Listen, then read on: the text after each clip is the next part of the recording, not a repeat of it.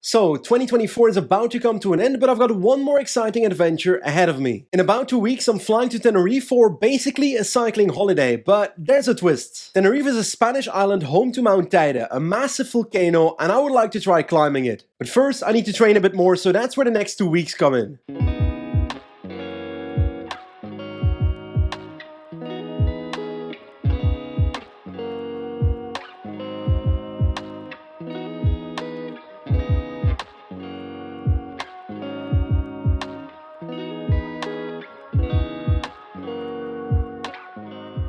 I'd say about 90% of my training is indoor cycling, but I would like to ride more outdoor in 2025.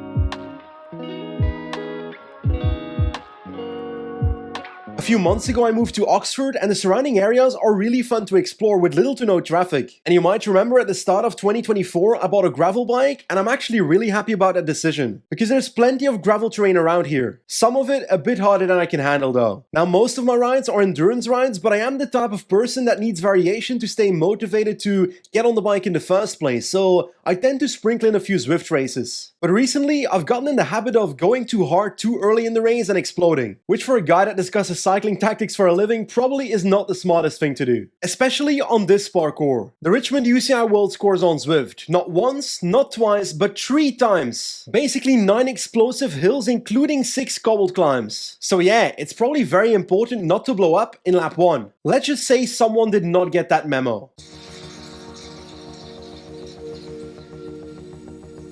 When the race started, it was very important to be in group 1, because it's basically 12 kilometers flat before the first climb. And I succeeded. I was in the draft because the pace in the peloton actually wasn't that high. It felt like everyone was waiting for the climbs. Something I do need to work on in Zwift races is my positioning in the bunch, because let's be honest, sitting like this at the back probably is not the most efficient. Especially when I'm literally on a gap every now and then. Bro, get your ass in the draft, Benji, come on. But I was still in group 1 and the first climb was about to start.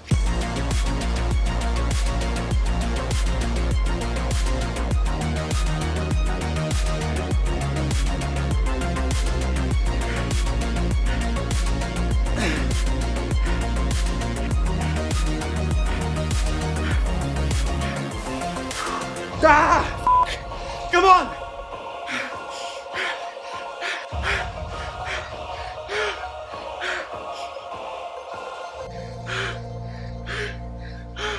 I tried following group 1 and it cost me everything. Yeah, I did break my 2-minute power by quite a bit and I'm actually quite proud of that. But I completely overextended and I lost more than 10 positions in the next 10 minutes. And like, I wasn't just physically done, mentally I wanted to give up. So that's exactly what I was about to do. I was about to give up. I'm sorry, but this ain't happening today.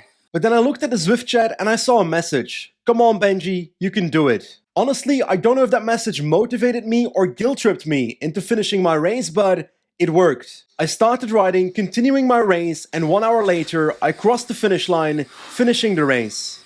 That was miserable. Oh, man.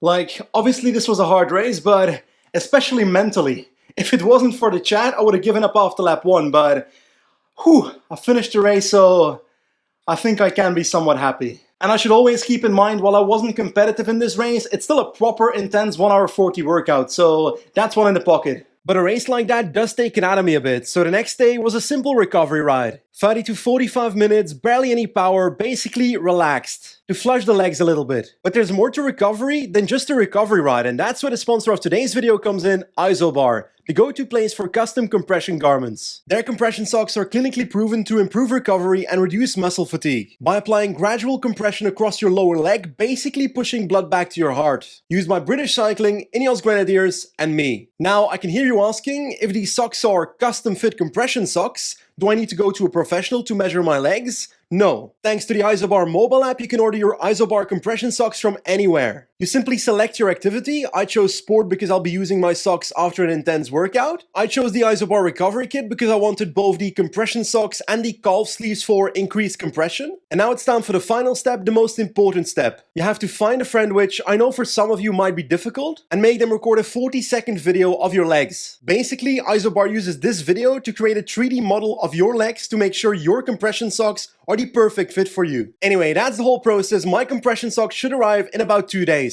Anyway, before we continue, it's time for a bit of an unboxing.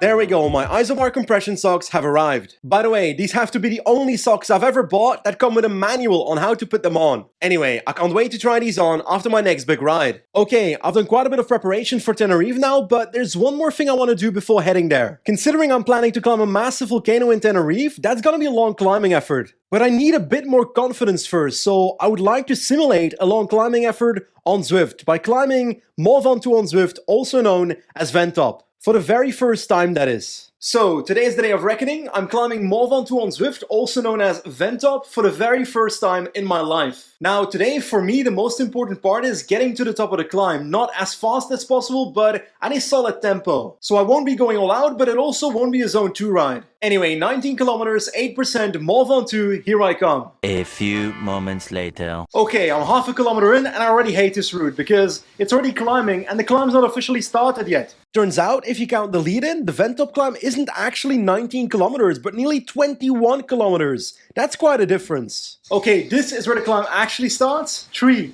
2, 1, let's go.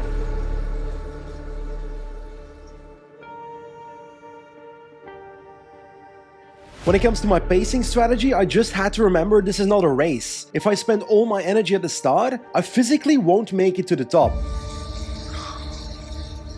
But I can't ride too slow either. The longer the climb takes, the more likely that I mentally give up.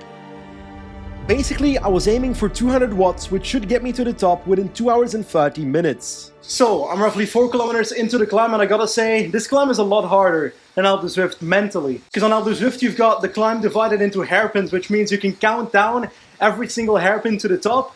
This is one climb. Simple as that. No hairpins to chase.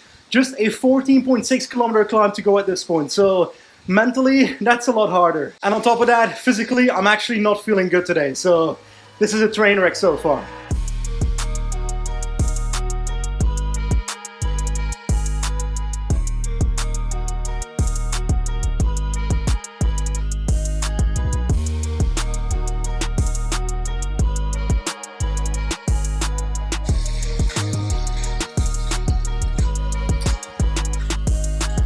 There we go, 1 hour in. I gotta be honest, this is not the most entertaining climb. It's quite a barren wasteland, so there's not much to see so far. That being said, I'm feeling quite a bit better than half an hour ago, so that's a positive. But like, when I climbed Alpe du Zwift the very first time last year, I was thinking about giving up the entire first half. That's not the case today.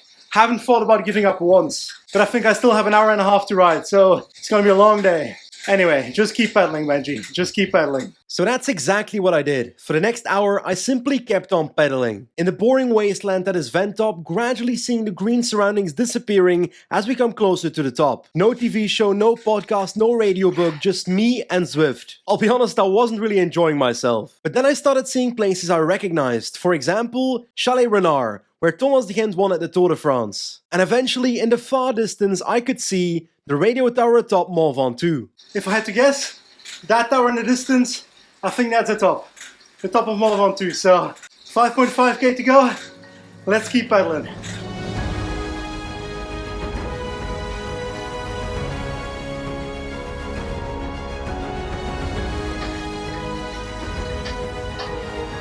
Oh, I'm pedaling squares.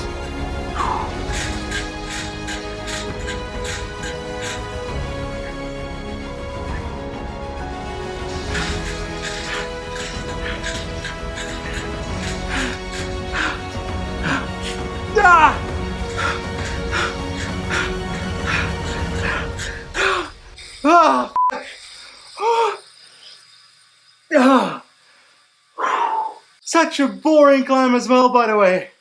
Fuck, man. What am I doing to myself? All these bloody climbs. I don't have to climb them. Why do I choose to do so? Honestly, I don't know what to say.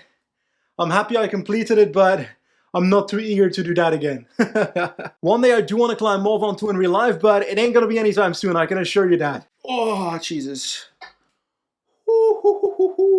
And after that massive ride, it's time to recover. So it was finally time to put on my isobar compression socks, and because these are custom fit and built for compression, they are quite tight to put on. But that's what you want from custom fit compression socks. You don't want them to be too loose nor too tight. In the end, they fit perfectly. By the way, if you want to get some isobar compression socks for yourself, you can get 10% off using code BENJI10 in the isobar app. Go check it out. Anyway, I've already said it, Mont Ventoux on Zwift, not necessarily my favorite climb, but it does give me the confidence that I feel like I'm ready for Tenerife. I feel like I'm ready to do some climbing outdoor in real life. But that is for the next video. As always, thank you for watching, and I'll see you next time. Goodbye.